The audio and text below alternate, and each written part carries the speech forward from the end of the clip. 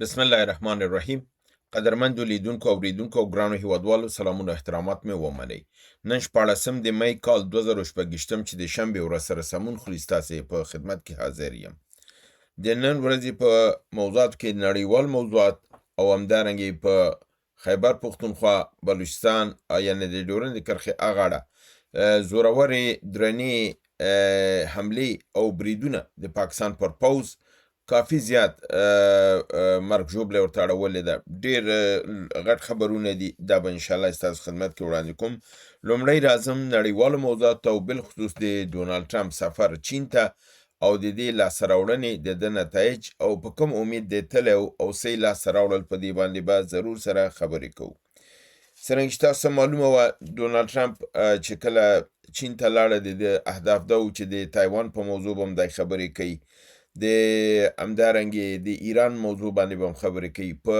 تعرفو باندې به هم خبرې کوي، د ځان سره یې 12 تنه خپل د لوی کمپنیګانې د امریکا وړې وې چې هلته به پانګونې وشي او قراردادونه به جوړ شي او امریکا به کم از کم ډېر زیات څه لاسته راوړي او په دې کې به دوی د چین سره خبرې یو نتیجې ته ورسیږي. په ظاهره باندې خو د خارجه پالیسۍ او د ستراتیژیک په مسایلو کې چې دوی سره بحث وکړ، دوی وایي چې دا تعمیري و او د 3 کالو لپاره دوی سره دې اتفاق ته ورسېدل چې نږدې ملګرتیا همکاري به یو بل سره کوي او کوم مقابله یعنې رقابت چې به کوي هغه به هم سالمه کوي، ناسالمه به نه کوي چې یو بل ته ضرر به نه رسي او د صلح او د امن د پاره به دواړه کار کوي، یعنی د دواړه طرفه د صلح امن د پاره به کار کوي.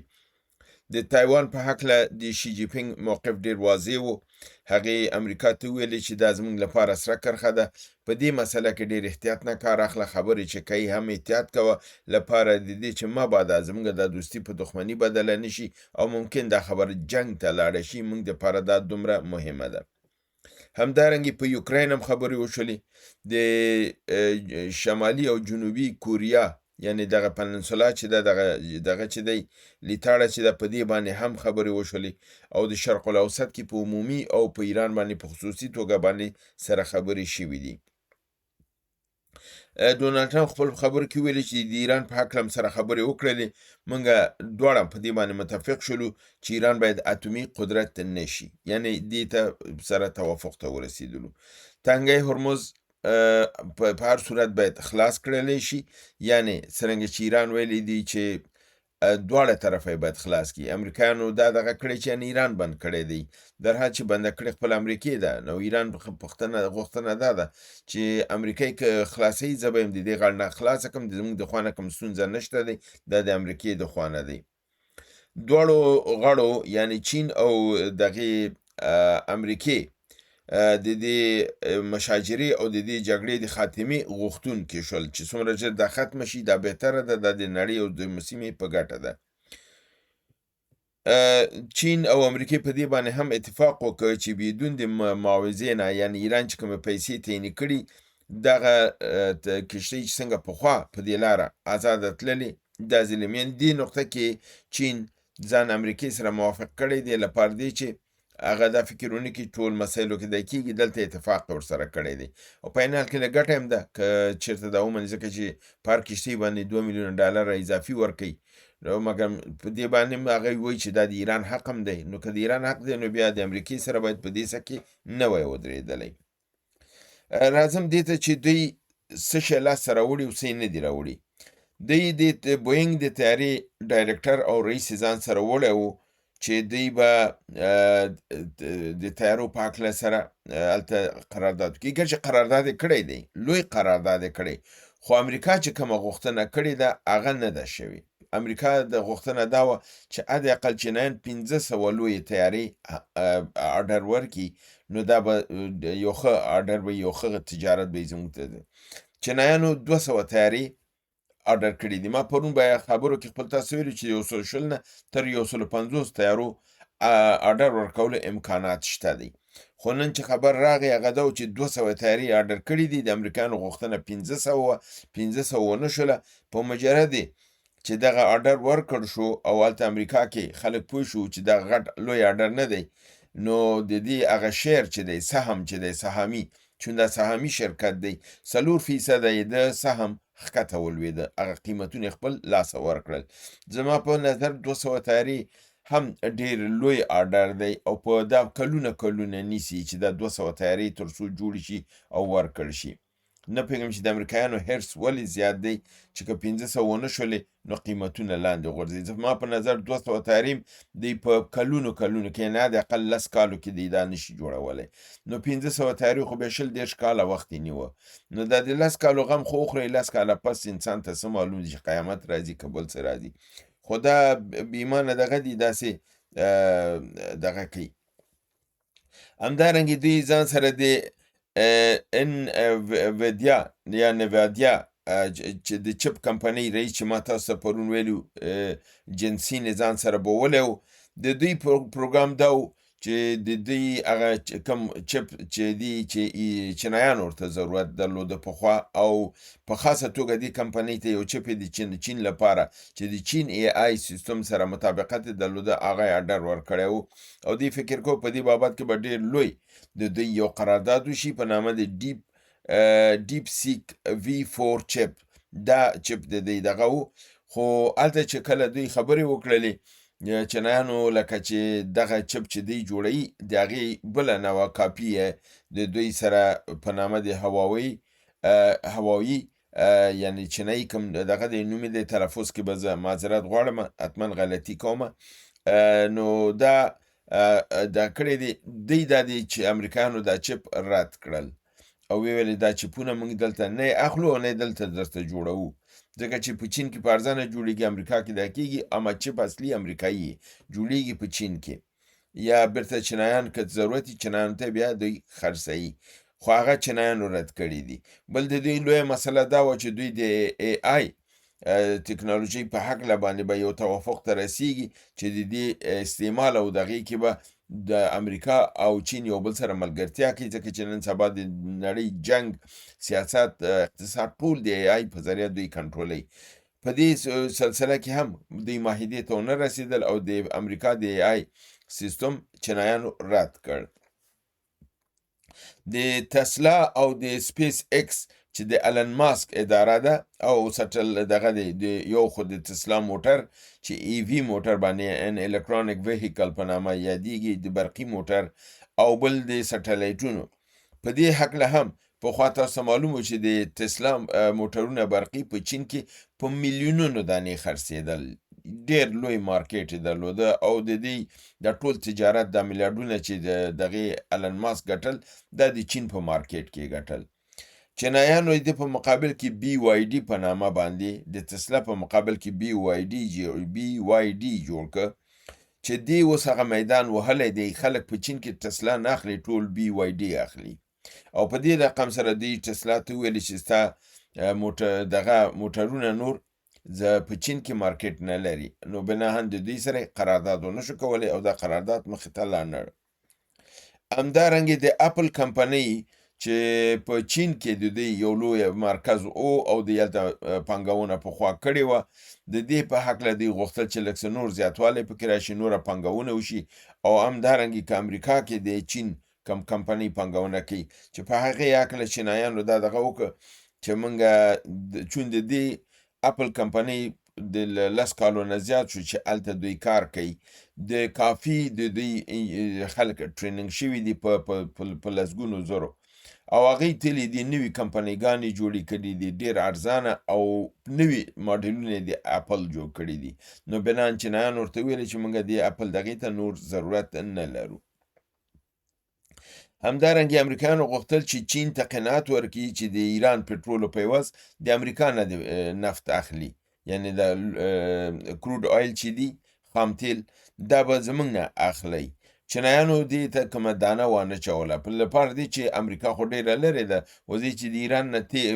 نفت واخلي چین ورته ډېر نږدې دی د مصرف کم راځي او تیل ورته قیمته نه پرېوځي او امریکا نه چې راځي یو نیم میاشت وخت نیسي دا د کشتۍ د یو نیم میاشت دغه د هغې مصرف دا ډېر ورته قیمته تمامېږي خو باوجود د دې چینایانو دا دغه کړی دی چې که چېرته د تنګه د هرمز خلاصه نشي او مشکلات د پټرولو زیاتي د مجبوریت نه دوی ممکن د امریکا نه پټرول یا دغه نفت واخلي، خو د خاص د کم تجارت او کم قرارداد د 15 کالو 10 کالو کم قرارداد د امریکای سره ونه کړ، ځکه چې هغې لوی قرارداد غواړي چې یو قرارداد یو ځلې وشي بیا نو ته هغه کم مقدار چې تا قرارداد کړی هغه به ته اخلي، که ستا ضرورت یي که نه د کال فرضاً 100 میلیونه بیرل که فرضاً ویلي نو 100 میلیونه بیرل به دا اخلي، په همدې رقم په 10 کالو کې مثلا 1 میلیارډ بیرل کیږي، نو دی ورته ویلي چې موږ هغه نه اخلو، موږ خو دې کې اوس دې نه معلومیږي که دې کې د امریکایانو ګټئ نو امریکایان بیا د هرمز تنګی نه خلاصوي، لپاره دی چې که دا بند پاتې شي چینایان مجبوریږي چې د امریکا نه دا دغه واخلي. همدارنګې بلومبرګ وایي چې ټرمپ وایي چې د ایران یورانیم صرف زما د لپاره پکار دی اخلمه چې زه د رابطه عامه یعنی د خلکو په نظر کې ښه ښکاره شم،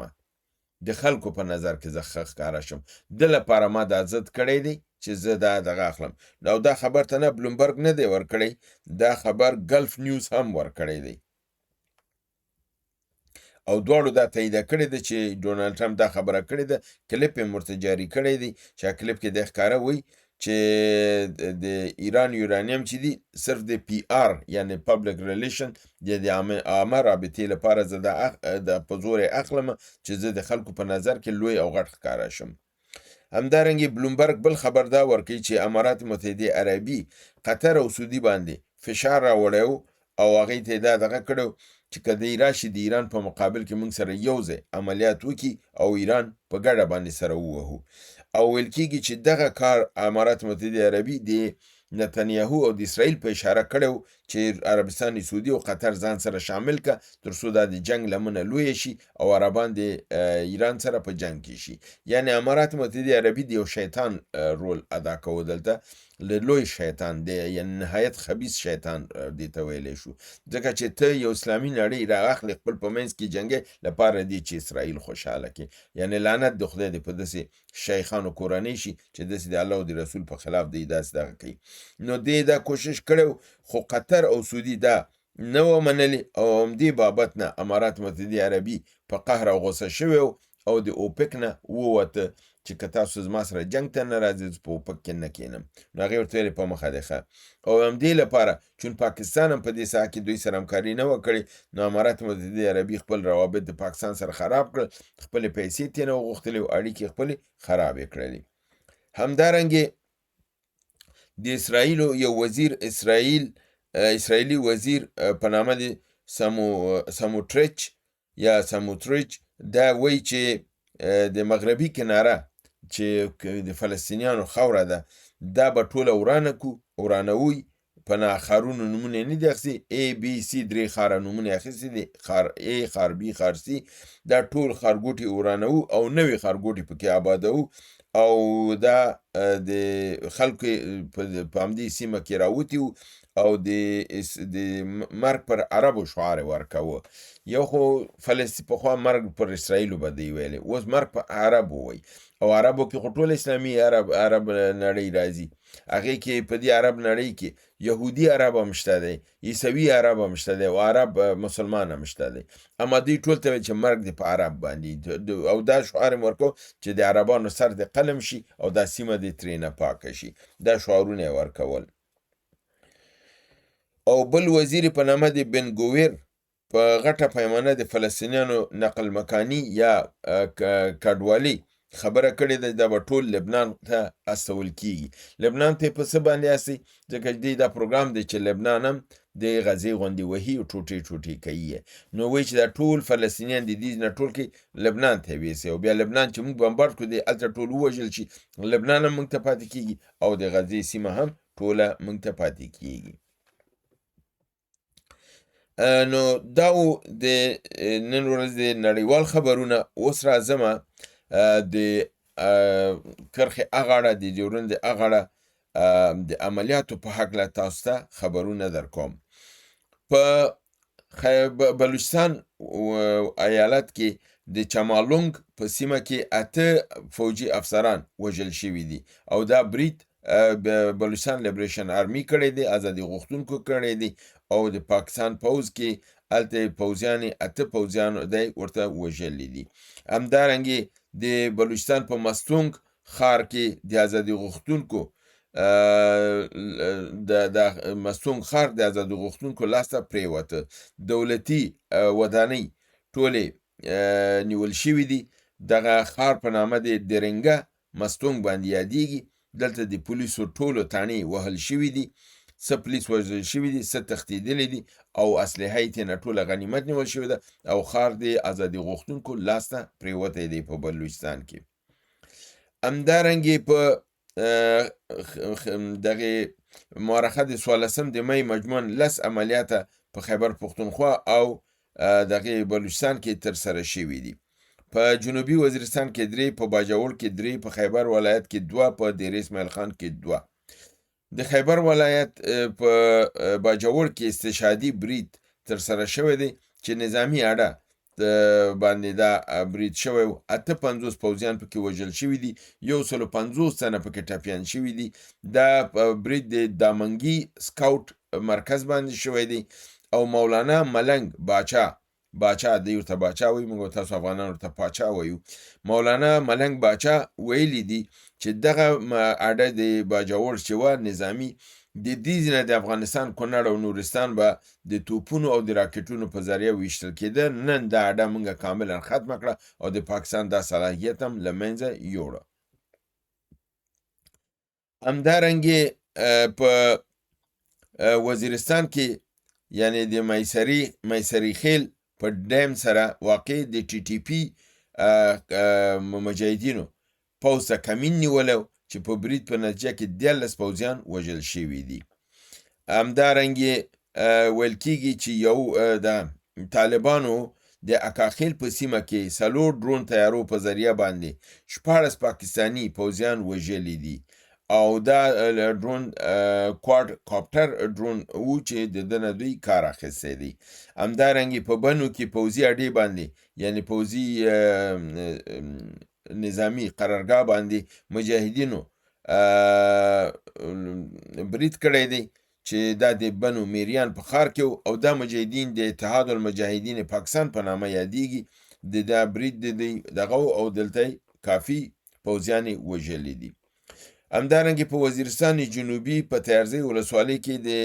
کاروان منځ په سیمه کې پر پوځي پوستو چریکي برید کې 1 عسکر وژل شوی دی او 2 نور ژوبل شوي دي. همدارنګې خیبر ولایت تیرا میدان ولسوالۍ اکاخیل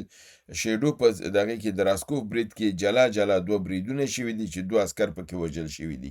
دیر اسماعیل خان کلاچي ولسوالۍ پوځي کمپ پر راتلونکو پوځیانو باندې برید شوی دی، مرګ ژوبله ورته اوښتې ده. او همدارنګې یو خبر بل دا دی چې یو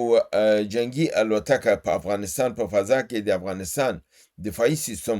نښه کړې ده، ویشتې ده او د هغې پیلوټ د افغانستان په خاوره کې راکوز شوی دی. د پیلوټ د نیولو لپاره